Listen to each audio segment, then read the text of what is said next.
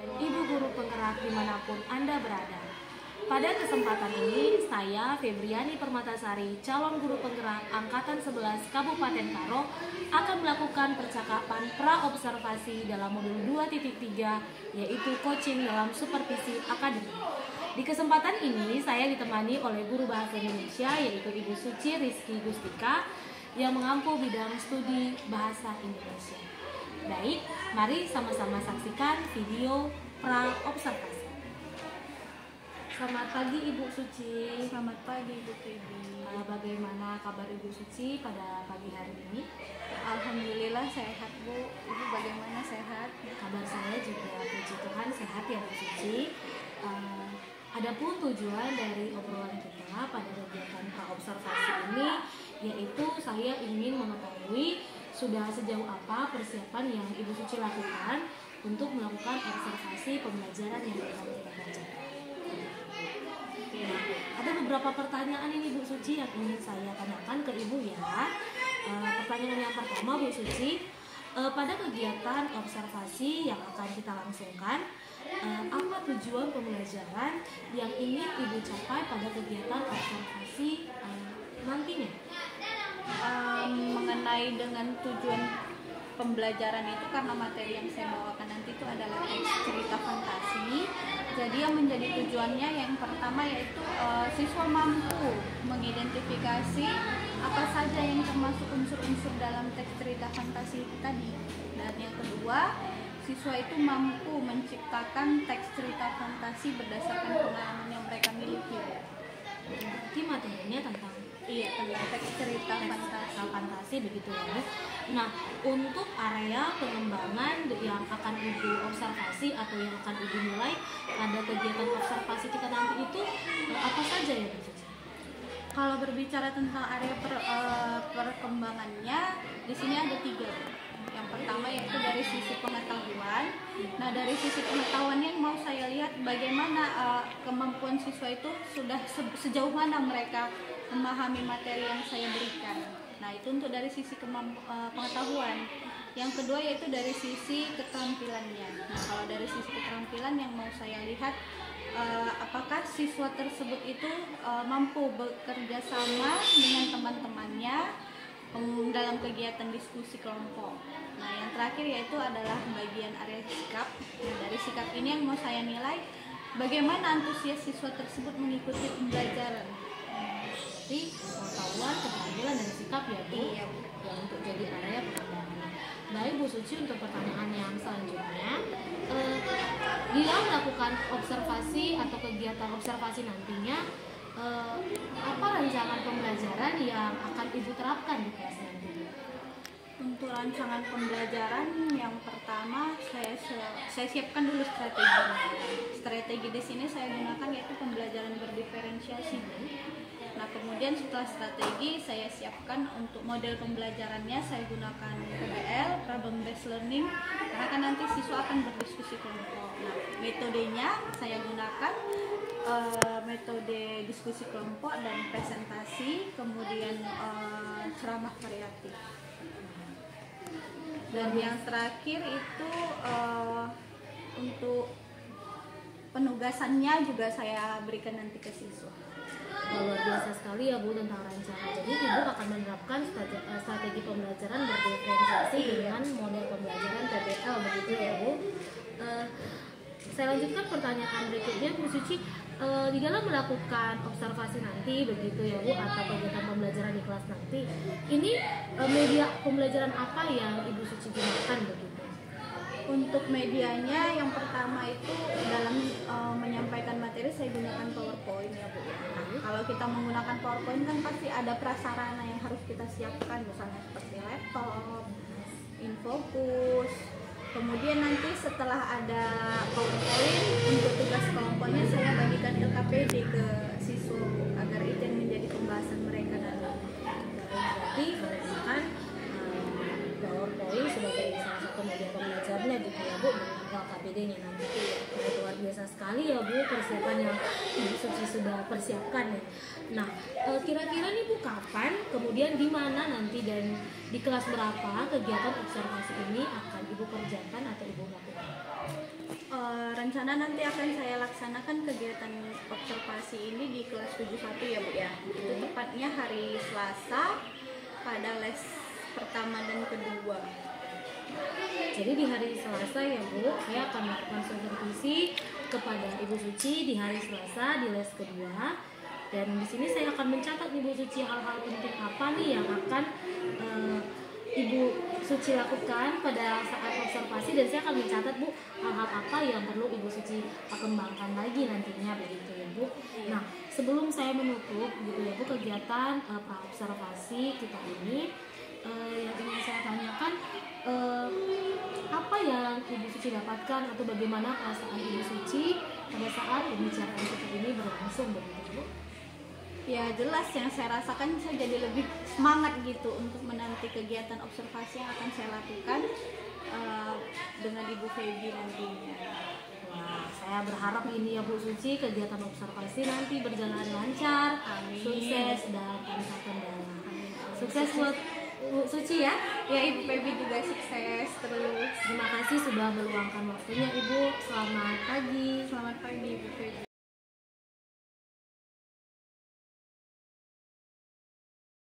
Selamat pagi semuanya anak Ibu.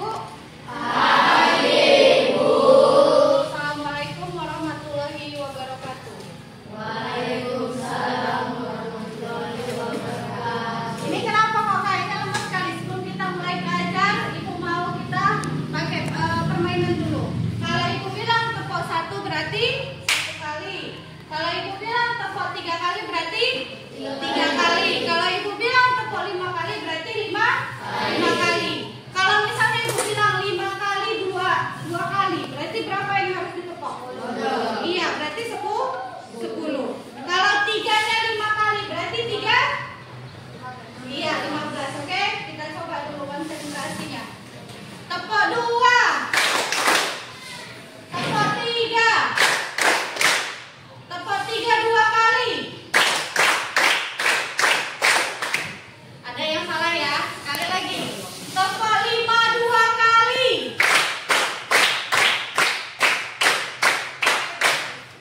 Oke? Ibu harap konsentrasinya seperti itu sampai nanti kita selesai belajar. Sudah? Pada hari ini sebelum Ibu mulai kegiatan pembelajaran kita, Ibu minta 1 orang siswa dulu datang untuk memimpin doanya. Ayo. Arya, silakan Arya.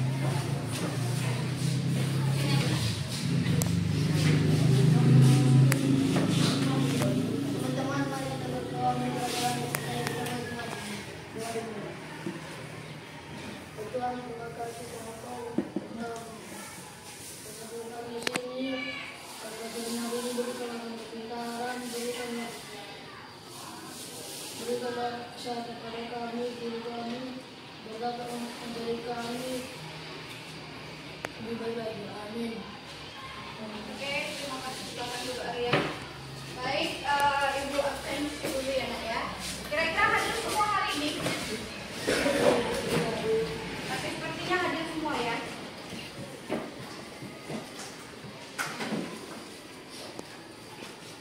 Hari tanggal berapa ini Nak?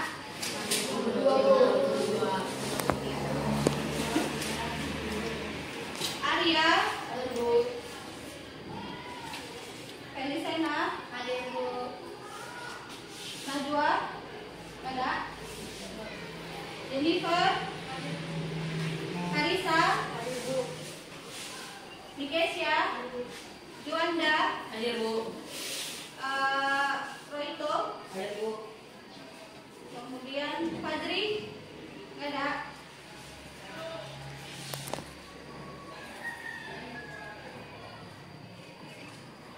Tapi kayaknya hadir semua ya. Oke, sudah. Silakan kalian perhatikan ke depan. Hari ini materi kita tentang teks cerita fantasi, atau lebih dikenal dia bagian dari teks cerita naratif. Nah, kita adalah teks cerita fantasi, yaitu bagian dari teks cerita naratif yang berbentuk fiksi. Nah, tujuan pembelajaran kita kali ini yaitu agar siswa mampu mengidentifikasi apa saja yang menjadi unsur-unsur dalam cerita fantasi.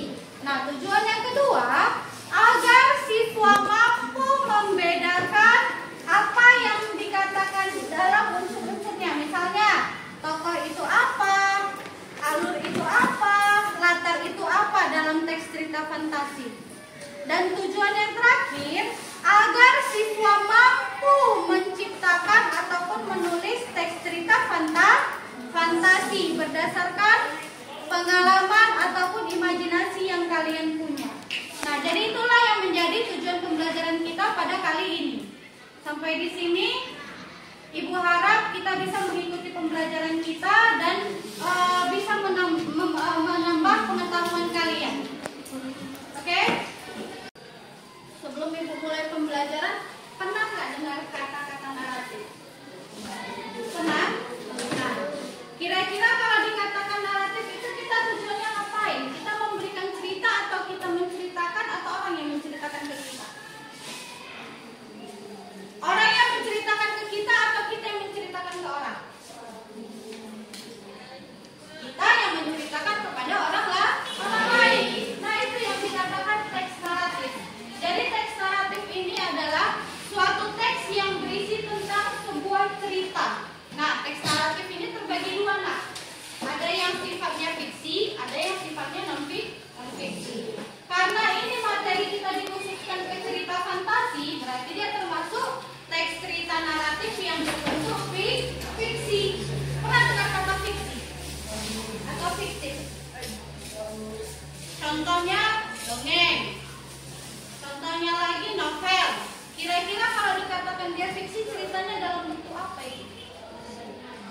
Iya, tidak nyata atau khayalan atau yang disebut juga dengan imajinasi. Nah, sampai di sini kira-kira kalian sudah ada gambaran nggak bagaimana yang dikatakan cerita fantasi tersebut? Sudah pasti cerita yang sifatnya khayalan atau tidak nyata. Tidak bisa dibuktikan kebenarannya. Sekarang kalian perhatikan materi yang ada di depan ini. Nah, ini yang tadi Ibu katakan. Apa sih itu teks cerita naratif? Tolong Karisa bacakan dulu, nak. Apa ini teks cerita naratif? Teks naratif, apa itu teks naratif? Teks naratif adalah teks yang menceritakan suatu peristiwa atau kejadian secara berurutan dan saling terhubung. Imajinatif atau cerita khayalan dan bertujuan untuk menghibur atau menginformasikan pembaca. Oke. Nah, inilah tadi Ibu katakan. Teks cerita naratif itu teks yang bercerita sifatnya itu khayalan, tidak nyata. Tujuannya untuk apa? Untuk menghibur orang lain. Makanya tadi salah satu contohnya dongeng. Kemudian cerita fantasi. Kemudian ada yang pernah nggak dengar cerita yang tokohnya itu hewan-hewan semua? Pernah? Salah satunya contohnya apa? Cerita yang pernah kalian dengar? Judulnya Kancil dan Buaya. Nah, ini juga termasuk teks cerita naratif. Karena dia sifatnya imajinasi. Imajinasi siapa? Imajinasi si penulis. Penulisnya punya khayalan, oh buat dulu cerita tentang kancil dan buaya. Kemudian dia menghayal lagi, dan semua kejadian yang ada dalam ceritanya kita nggak tahu benar atau salah. Karena hanya sifat khayalan dia saja. Dan biasanya memang tidak terjadi di dunia nyata. Nah, itulah yang dikatakan tadi namanya teks naratif. Fokus kita di sini adalah teks cerita fantasi. Sudah?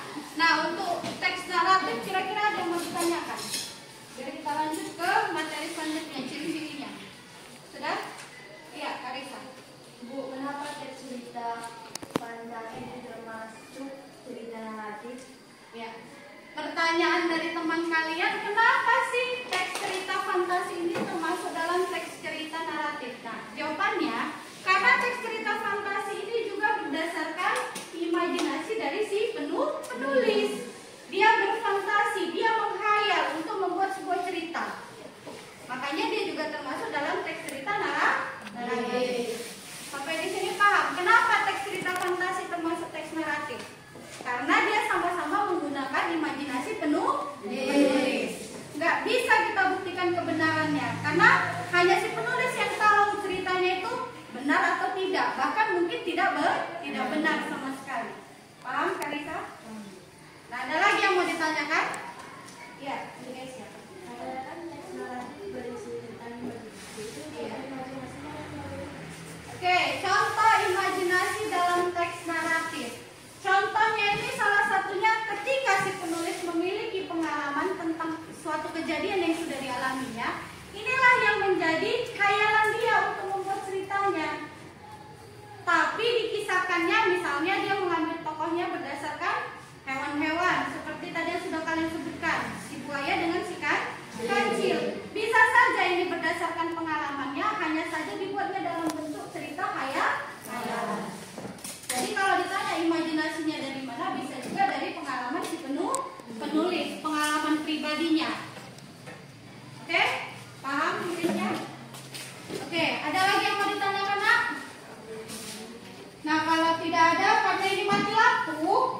Jadi mau nggak mau ibu kalian nggak bisa melihat slideshow-nya, tapi dari sini ibu jelaskan. Sekarang kita masuk ke ciri-ciri teks naratif. Nah, ciri yang pertama yaitu teks berisi cerita, kisah dan peristiwa tertentu yang menggunakan gaya bahasa naratif. Itu ciri yang pertama. Nah, gaya bahasa naratif itu gaya bahasa yang bagaimana, Nak? Gaya bahasa yang memang kita tugasnya untuk memaparkan atau menceritakan kepada orang lain. Pernah kalian lihat dongeng ataupun novel kan? Nah, itu isinya hanya sifatnya berupa cerita. Cerita yang bagaimana? Kembali lagi, cerita yang berdasarkan khayal. Karena di sini fokus kita ke teks naratif yang sifatnya fiktif, tidak nyata. Sudah? Untuk ciri yang kedua, cerita memiliki alur yang jelas dari awal hingga akhir cerita. Nah, ini maksudnya alur yang jelas itu berarti dia sesuai kronologis. Kalau ditanya alur apa yang digunakan, berarti alur maju. Pernah dengar istilah alur maju, mundur atau campuran?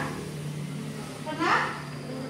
Oke, berarti di sini karena dia sifatnya menceritakan dari awal sampai akhir, berarti kita pakai alur maju, kronologis dia.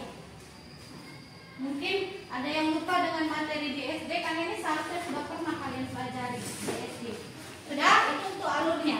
Kemudian ciri yang ketiga, terdapat suatu peristiwa maupun konflik. Nah, ini yang paling penting. Ketika kamu mau membuat sebuah cerita, itu harus ada dulu masalahnya. Mungkin nggak kamu bercerita tapi nggak ada masalah? Logikanya? Tidak. Nah, seperti si buaya dan si kancil tadi ini. Masalah apa yang ada dalam cerita tersebut? Iya, si kancilnya tidak bisa melewati sungai sehingga dibantu oleh si buaya. Nah, berarti yang jadi masalah di situ apa? Iya, Fadil? Kancil nggak terpenuhi. Iya, si kancilnya tidak bisa berenang. Nah, dari masalah si kancilnya tidak bisa berenang, inilah diangkat si penulis menjadi sebuah cerita yang berjudul Buaya dengan Kancil. Jadi ketika kita mau menulis sebuah cerita, ini harus berangkat dulu dengan masalah apa yang kita punya. Bu, pokoknya harus hewan aja tidak. Cerita fantasi ini boleh juga tokohnya manusia. Salah satunya cerita Malin Kundang. Nah, Malin Kundang ini apa yang menjadi konflik di dalamnya? Tentang apa? Iya, tentang anak durhaka. Jadi karena ada sifat durhaka dari si anak inilah si penulis membuat cerita Malin Kundang. Paham sampai di sini? Paham ya, Nak? Jadi ingat, cerita fantasi ini bukan berarti harus tokohnya binatang ataupun hewan, bisa juga manusia. Nah, itu untuk ciri yang ketiga. Nah, ciri yang terakhir, memiliki unsur-unsur pembentuk berupa tema, latar, alur, tokoh maupun gaya bahasa. Nah, sebelumnya ibu tanya dulu, ada yang pernah dengar kata-kata yang ibu sebut tadi?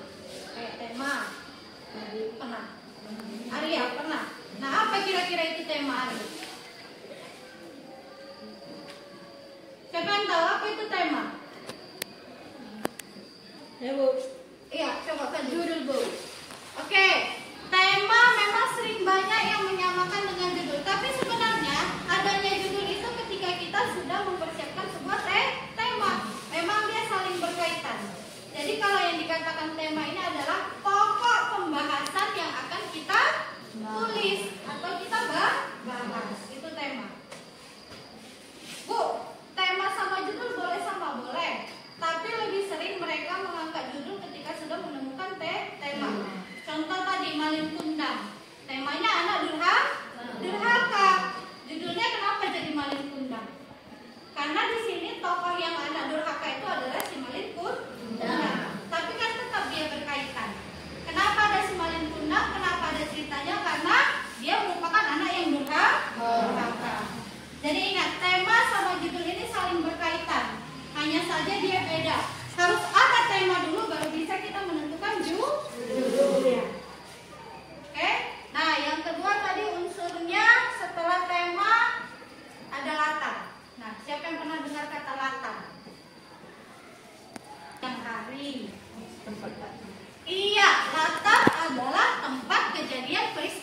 peristiwa. Nah, latar ini ada pembagiannya, nah. Contoh yang pertama latar tempat. Nah, ini tadi latar tempat berarti kalau dikatakan tempat di mana contohnya salah satunya? Kayak cerita iya di sekolah. Kemudian apa lagi? Di rumah. Di mana lagi? Di taman. Di mana lagi? Di lapangan. Nah, ini yang dikatakan latar tempat. Jadi latar tempat ini di mana tempat peristiwa terjadinya cerita. Yang kedua, latar waktu. Kalau dikatakan latar waktu berarti berkaitan dengan apa, nak? Iya, dengan waktu atau jam. Misalnya jam berapa? Iya, misalnya latar waktunya jam 2 siang. Kalau ibu bilang latar waktunya pagi, malam, itu termasuk nggak latar waktu? Iya, termasuk. Jadi yang namanya latar waktu ini bukan hanya berkaitan dengan jam saja, tapi dengan kondisinya. Misalnya kondisinya pada siang hari, malam hari, atau pagi hari, atau sore hari, atau bisa juga pada musim hujan, musim kemarau. Ini masih termasuk latar waktu. Nah, sampai di sini bisa kalian membedakan latar antara waktu dengan tempat? Bisa ya? Oke. Setelah latar, kemudian tadi ada juga ibu katakan unsurnya yaitu alur. Nah, siapa yang pernah dengar kata alur? Alur. Kalau kalian mau membuat sebuah cerita, ada jalannya nggak? Jalan ceritanya? Ada nggak? Ada nggak tuntutan peristiwanya? Ada. Nah, itu yang dikatakan alur. Sama sekali. Nah, itulah yang namanya alur. Jadi kalau dikatakan alur itu apa? Berarti alur adalah jalan cerita. Nah, kira-kira siapa yang tahu alur terbagi berapa?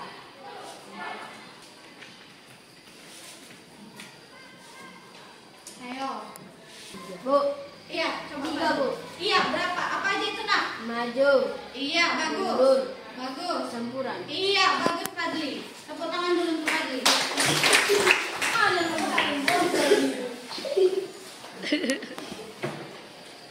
Sudah? Jadi yang namanya alur itu ada 3, alur maju atau biasa istilahnya kronologis. Yang kedua adalah alur mundur atau yang biasa istilahnya flashback. Yang ketiga alur campuran. Nah, untuk cerita fantasi ini biasanya dia beranjak dengan menggunakan alur maju. Diceritakannya dari awal hingga akhir. Bu, boleh pakai alur campuran? Boleh. Tapi karena biasanya cerita fantasi ini lebih singkat, kalau kita pakai alur campuran, nanti dia ceritanya jadi bolak-balik. Beda dengan novel. Kalau novel itu biasa pakai alur campuran, tapi kalau cerita fantasi biasanya alur maju. Paham sampai di sini? Untuk alur. Oke, yang terakhir yaitu adalah karakternya penokohan. Nah, kalau penokohan ini berarti watak dari masing-masing tokoh yang kita pakai. Contoh cerita Malin Kundang tadi. Bagaimana watak si ibunya? Bagaimana sifat si ibunya? Baik. Iya, ibunya baik. Ibunya juga pemaaf. Sementara bagaimana sifat si Malin Kundangnya? Sombong. Apa lagi? Iya, tidak menurut dengan ibunya. Apa lagi? Jahat. Iya, jahat dan suka melawan. Nah, ini yang dikatakan penokohan. Penokohan itu sifat dari masing-masing tokoh. Sampai di sini paham, nak?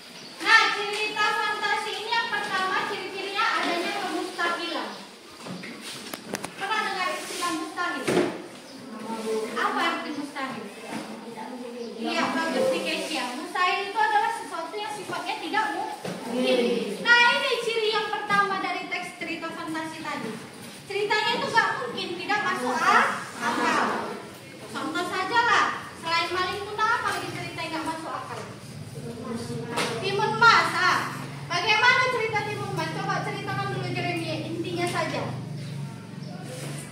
Ayo, siapa yang tahu cerita Timun Emas? Apa di situ konfliknya? Apa konfliknya? Apa masalah dalam cerita Timun Emas?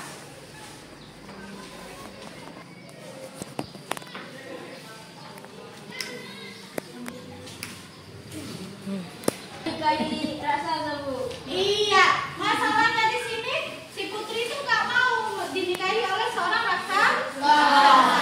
Nah ini kan logikanya nggak mungkin kan, Nak? Kalian lah misalnya ibu tanya si Jennifer, mau nggak kamu nikah sama seorang raksasa? Tidak. Nah itu kan salah satu contoh cerita yang tidak mungkin, mustahil. Nah itu ciri yang pertama untuk cerita fantasi. Ciri yang kedua, ide ceritanya bebas, bisa bercerita tentang apa saja, bahkan sesuatu yang sama sekali tidak masuk akal. Nah, kalau dikatakan idenya bebas, berarti kalian tidak terikat dengan ceritanya harus formal, tidak. Jadi apa saja yang menjadi khayalan kalian bisa kalian tuangkan dalam bentuk cerita. Itu namanya cerita fantasi.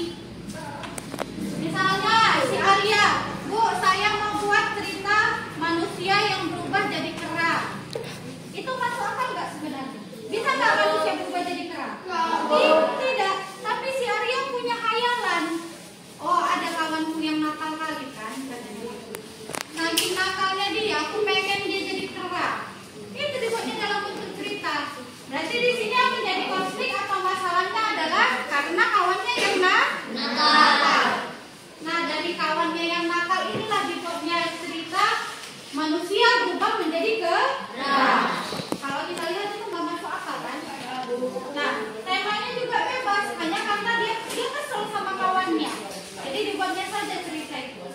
Itu juga misalnya si pilkada, dibuatnya nanti manusia yang berubah menjadi seorang putri. Putri yang bagaimana? Putri yang bisa terbang misalnya. Itu ada di khayalan dia. Oh, kayaknya enak nih ya kalau manusia bisa terbang. Mungkin nggak dibuat cerita itu? Buat ceritanya mungkin, tapi kenyataannya tidak mungkin. Logikanya bisa manusia terbang? Tidak, tapi dia yang berkhayal. Karena dia pengen, mana caranya ya kalau manusia bisa terbang. Nah inilah yang dituangkannya dalam bentuk cerita fantasi. Oke, yang selanjutnya ciri teks cerita fantasi menggunakan tokoh yang unik. Tokoh yang unik, misalnya di sini dikatakan unik, tokohnya itu punya kesaktian. Cerita apa kira-kira yang ada sakti-saktinya?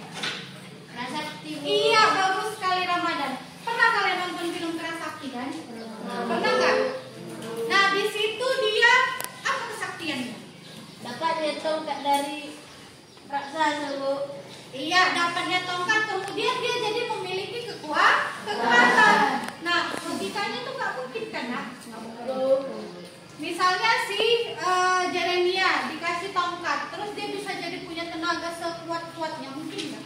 Tidak, tapi itu tidak salah dalam cerita fantasi. Itulah yang dinamakan kembali lagi khayalan dari si penulis. Jadi biasanya cerita fantasi ini kalau dia punya tokoh, tokohnya itu ada keunikannya.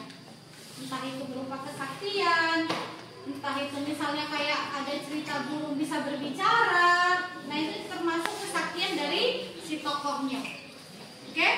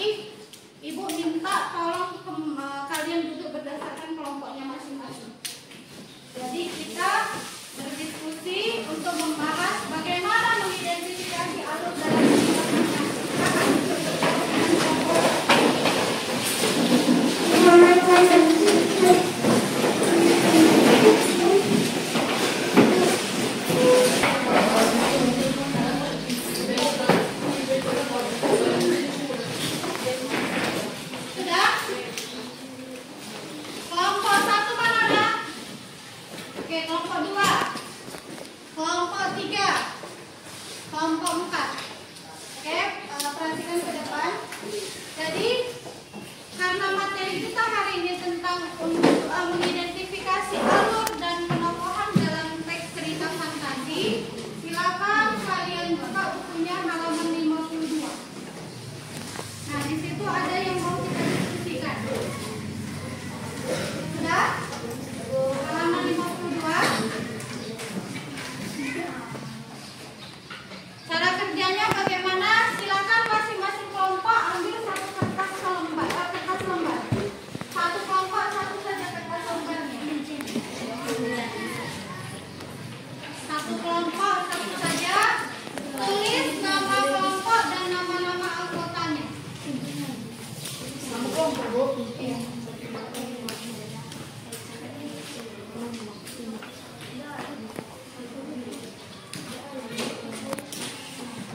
Sudah? Tulis nama, misalnya kelompok 1 siapa-siapa saja orangnya.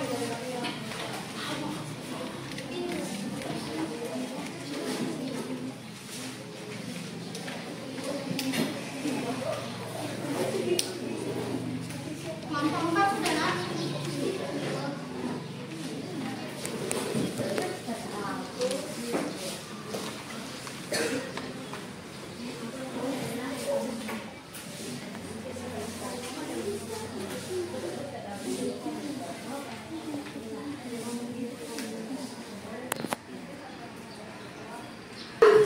Ibu minta kalian diskusikan, kemudian tulis jawabannya di kertas lembar yang sudah ini. Tadi kalian siapkan. Jawaban aja Bu, soal. Sudah? Bu, ada pertanyaan tadi dari Syariah. Pakai jawaban atau pakai soal? Pakai nanti. Tulis soal langsung jawab. Tapi sebelum kalian menjawab, kalian baca dulu teks yang ada di halaman 51. Apa? Bola, wah. Iya, halaman 49, dari halaman 49. Bola. Setelah tadi kita sama-sama berdiskusi kelompok, apakah sudah selesai tugasnya? Sudah bisa kita buat presentasi? Oke. Nah, untuk kelompok yang pertama presentasi ke depan, yaitu Ibu minta dari kelompok 1. Siap, Nak? Oke, silakan ke depan. Siapa moderatornya? Ini Pak, ayo silakan, Nak. Presentasikan di sini saja. Untuk kelompok yang berada di bangku, perhatikan temannya yang sedang presentasi. Ketika nanti mereka mengajukan kesempatan untuk bertanya atau memberikan saran, silakan angkat tangannya, sebutkan namanya dari kelompok berapa. Oke? Nah, berbaris semuanya rata gini. Biar nampak muka semua. Sini, geser sini. Nah. Oke, silakan kelompok 1 perkenalkan, kemudian lanjutkan hasil diskusi kalian.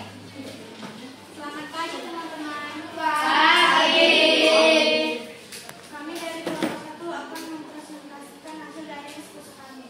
Perkenalkan, nama saya Jennifer dan ini Kalisa, dari Sena, Prila, dan Juanda. Saya persilakan kepada kelompok kalian kami Kalisa untuk mempresentasikan hasil diskusi kelompok kami. Baik, saya akan mempresentasikan hasil dari kelompok kami. Satu, siapakah nama tokoh cerita Bayo-Bayo? 2. Apa yang diinginkannya di awal cerita? 4. Ini membantu ibunya membuat kue bakar karena sering menjadi bahan ejekan di sekolahnya, dan ia ingin melihat apa yang terjadi apabila ia berhenti berjualan kue. Bagaimana ia memenuhi keinginannya itu? Ia mengambil bola merah yang disodorkan pria berkerudung hitam yang menghampirinya. Mengapa ia merasa sedih ketika akhirnya keinginannya tercapai? Karena ia melihat kejutan yang berdampak pada wajah ibunya. 5. Apa yang akhirnya ia lakukan? Ia terbangun dari mimpinya dan langsung bergegas membantu ibunya membuat berasa dengan penuh semangat. Menurut kalian bagaimana perasaannya di akhir cerita? Ia sadar dan lebih semangat untuk berjualan kue meski lelah. Ivan merasa bangga melihat kue-kue yang baru ditatanya. Rasanya ia mahir menata kue-kue tersebut.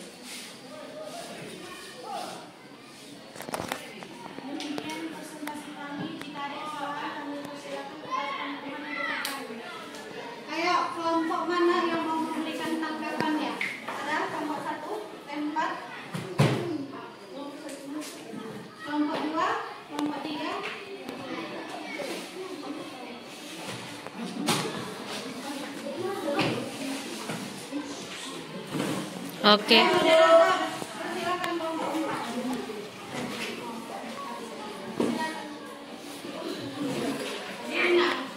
Perkenalkan, nama saya. Kuat suaranya, ulangi biar dengar semua kawannya. Perkenalkan, nama saya Nurisa Niramadan.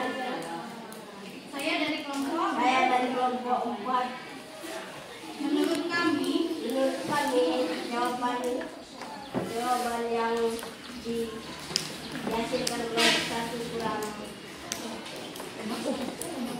kurang tepat. Nomor 1 kan kurang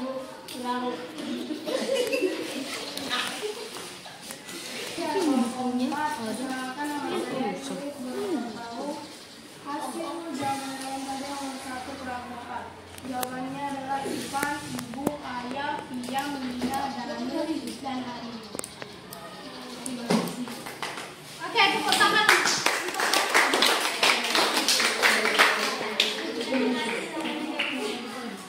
Tanya lagi, ada nggak kira-kira yang mau mengajukan pertanyaan? Ada lagi dari kelompok lain yang ingin mengajukan pertanyaan? Kelompok 4 masih ada?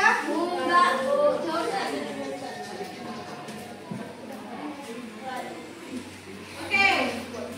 Kalau sudah tidak ada, silakan moderator ditutup biar kita berganti dengan kelompok lain.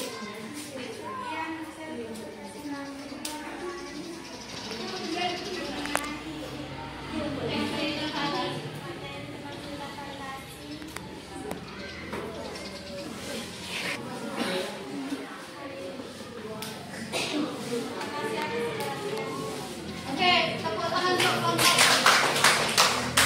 Silakan kembali ke tempat. Lanjut kelompok 4. Silakan kelompok pertama.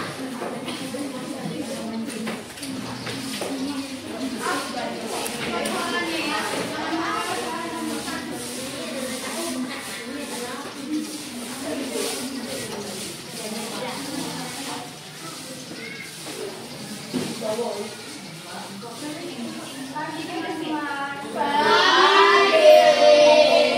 Kami dari kelompok 4 ingin mempresentasikan hasil dari diskusi kami. Nama-nama anggota kelompok 4 Jomis, Tani, Baby, serta Ramadan. Saya memberikan kepada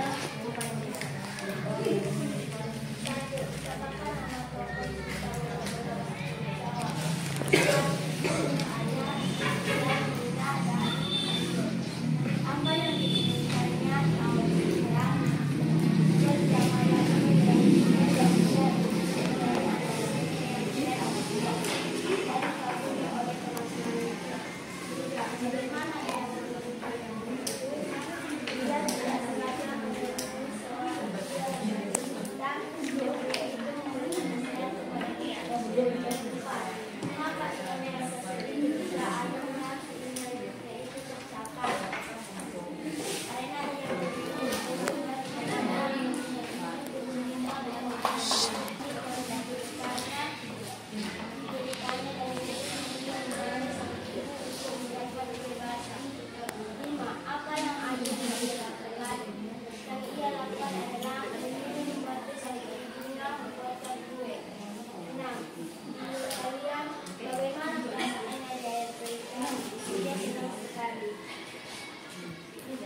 Oke, kembalikan ke moderatornya.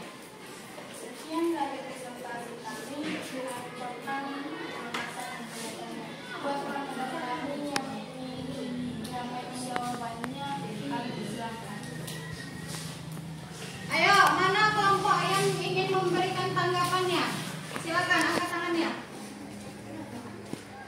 Silakan. saya ingin menambahkan jawaban. Perkenalkan dulu yuk. Siapa namamu? Nah, dari kelompok mana? Kenalkan, nama saya Jeremia dari kelompok 3. Saya ingin menambahkan jawaban nomor 3. Ada seorang pria berundung hitam menendangnya di bulu. Dia ikut tersenyum ramah di meja di hadapannya. Teruslah aneka bola warna. Terima kasih. Terima kasih. Sekian dari perhatiannya kami ucapkan kalau terima kasih.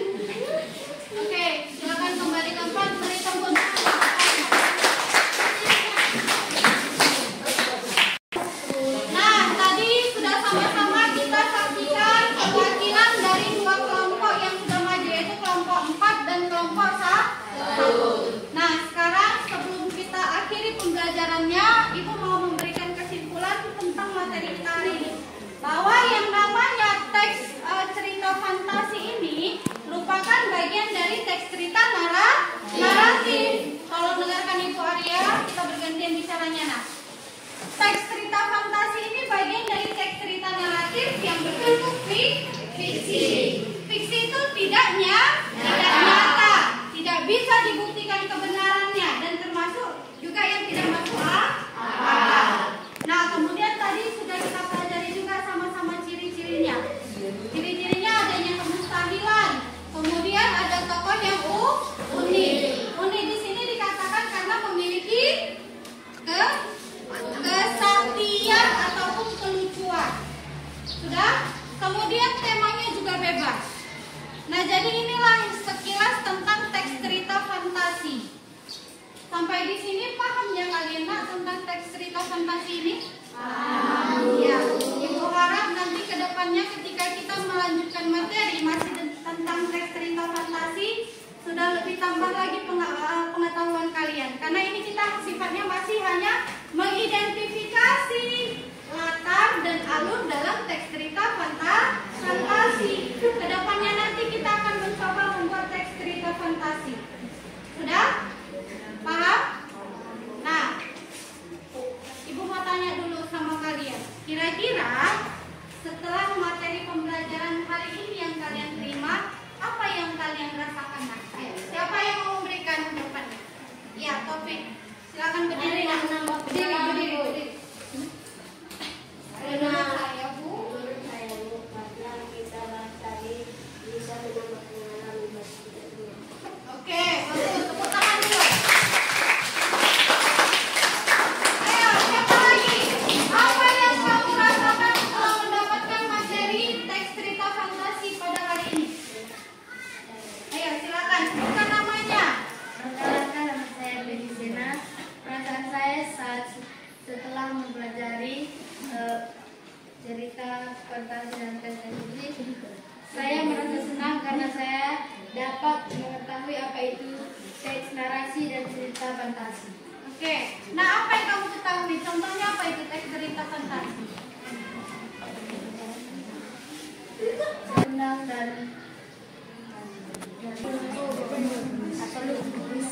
Undang. Kemudian apa lagi tadi? Iya, timun mas. Oke, bagus. Tepuk tangan dulu. Ada? Kelompok ini ada? Jeremia?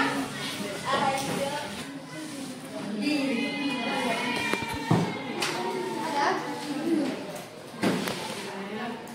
Kelompok ini ada? Sampaikan. Oke. Ada lagi atau Ramadan mau lagi menyampaikan? Ada? Oke, silakan. cerita narasi itu seperti cerita yang tidak material. Oke. Berarti setelah kita mempelajari tentang teks cerita fantasi ini kalian jadi lebih paham kan kalau yang namanya cerita fantasi ini cerita yang tidak masuk akal. Sifatnya mengada-ngada, hanya suka-suka si penulis saja apa yang mau dibuatnya, itulah yang ditulis dalam bentuk cerita. Sudah? Sampai di sini materi pembelajaran kita hari ini. Sampai ketemu lagi di materi selanjutnya. Mungkin masih sama dengan teks cerita fantasi, hanya saja berbeda dengan sudah. Nah, sebelum Ibu akhiri pembelajaran, Ibu minta satu orang siswa untuk melakukan doa penutup, melaksanakan doa penutup. Ayo, siapa? Ya, ini silakan. Boleh ditutup bukunya semua. Teman-teman laki-laki yang berdoa untuk agama dan kepercayaan masing-masing. Saya bawakan doa penutup ini dalam agama Islam. Doa dimulai. Ya Allah, ya Rabb, puji syukur kami terhadap-Mu ya Allah, karena-Mu yang kami dapat mengikuti pembelajaran hari ini ya Allah, ya Rabb. Kepadamu lah kami mengucapkan doa atas pimpin kami dan guru-guru kami. Di dalam doa ini kami berterima kasih kepadamu atas rahmat dan hikmat-Mu ya Allah. Amin. Terima kasih Jennifer. Selamat kembali.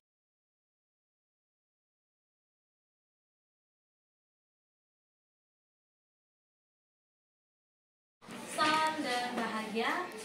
Saya Febriani Permatasari, calon guru penggerak angkatan 11 Kabupaten Karo dari SMP Negeri 1 Marlini, akan melakukan praktik pasca observasi bersama rekan sejawat saya, Ibu Suci Rizky Gustika SPD, sebagai guru bahasa Indonesia di SMP Negeri 1 Marlini. Dan dalam kesempatan ini saya ditemani oleh Ibu PP saya yang luar biasa, Ibu Linda Saputri Bru Ginting.